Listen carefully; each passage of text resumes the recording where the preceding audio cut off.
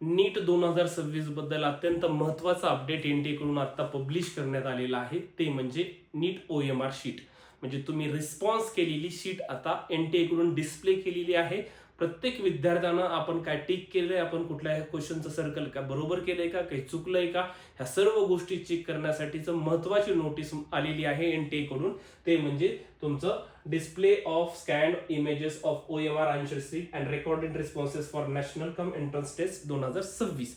अत्यंत महत्त्वाची नोटीस आहे. कशा पद्धतीने ही OMR शीट बघायची, डाउनलोड कशा पद्धतीने करायचं आहे आणि याला चॅलेंज करण्यासाठी काय प्रोसेस आहे, त्याच पद्धतीने आता रिझल्ट देखील केव्हा लागू शकतो, ह्या सर्व गोष्टी सांगण्यासाठी नमस्कार, मी ऋषिकेश कुलकर्णी आपल्या सर्वांचं व्हायब्रंट ऍडमिशन गायडन्स या आपल्या युट्यूब चॅनलमध्ये स्वागत करतो. महत्त्वाचं आता आधी बघूया आपण कशा पद्धतीने ही नोटीस आहे आणि आता काय करणं गरजेचं आहे.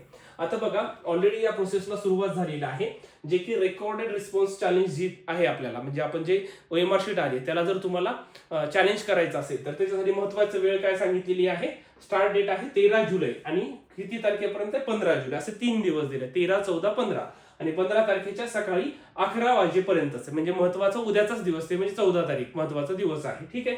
आणि याच्यामध्ये काय आहे, प्रोसेसिंग फीस किती आहे त्याच्यासाठी 200 for each response challenge, non refundable.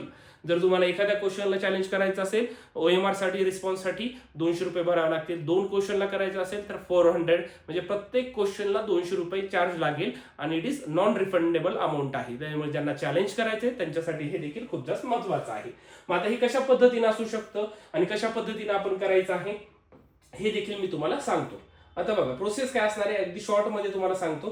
पहिल्यांदा काय करायचं, विद्यार्थ्यांना लॉग इन करायचं, त्यांच्या ह्याला एनटीएच्या वेबसाईटला जायचं, लॉग इन करायचं आपलं युजर नेम पासवर्डनं. त्याच्यानंतर काय OTP जाईल, 2 फॅक्टर ऑथेंटिकेशन म्हणतात. OTP तुम्ही इन्सर्ट करा. OTP टेकलं की पुढची स्टेप आहे ऍक्सेसिंग द चॅलेंज पोर्टल. तिथे तुम्हाला दिसेल की चॅलेंज करण्यासाठी पहिलं काम करायचंय OMR डाउनलोड करून घ्या. म्हणजे तुम्हाला नंतर पुन्हा 15 तारखेच्या नंतर तुम्हाला अजिबात OMR शीट दिसत नसते, जसे की आन्सर की पुन्हा दिसत नव्हती, त्याच पद्धतीने OMR शीट पुन्हा दिसत नाही.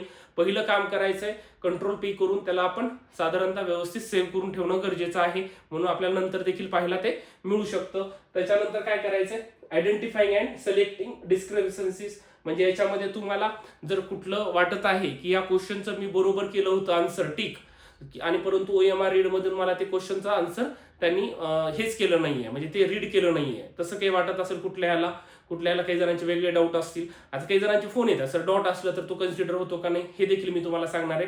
ज्याचे काही डाऊट्स असतील आणि त्याला जर चॅलेंज करायचं असेल तर तुम्हाला हा वेळ त्यांनी दिलेला आहे. आणि मग सगळ्यात शेवटी काय करायचं, तिथं पेमेंट करायचं, लॉग इन करायचं, OMR व्ह्यू करायचं, ज्याला रिस्पॉन्स करायचं त्याला सिलेक्ट करायचं आणि नंतर पेमेंट करायचं.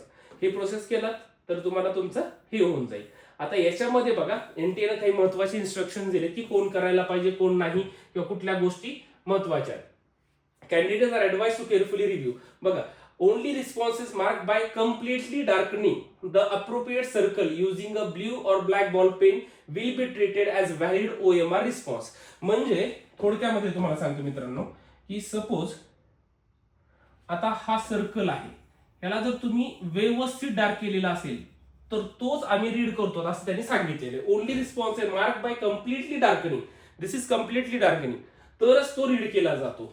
Only one circle should be darkened for each question. If more than one circle is marked or darkened for a question, the response will be treated as invalid and will attract negative marking in accordance with the applicable marking scheme. Suppose हा झाला पहिला option असेल, suppose second पण आहे, third पण आहे. तर आता तुम्ही एखाद्या अजून क्वेश्चनला तुम्ही सर्कल केला असेल किंवा अर्ध सर्कल केलं काहीतरी, तर हे तुमचं कन्सिडर होणार नाही आणि हे तुमच्या निगेटिव्ह मार्किंगला सुद्धा कन्सिडर केलं जाऊ शकतं. असं म्हणजे एकच तुमचा रिस्पॉन्स कन्सिडर केला जातो. ठीक आहे. पुढे काय सांगितलं बघा त्यांनी, once a response has been marked on the OMR answer sheet it can not be change. Any overwriting, alteration or attempt to modify the marked response may affect its reading by the OMR scanner.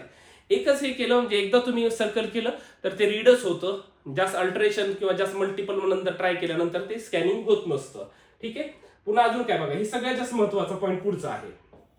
काय सांगितले, stray spots, stray marks, partial marking or any other unintended marks on the OMR answer sheet may be incorrectly interpreted by the OMR scanner.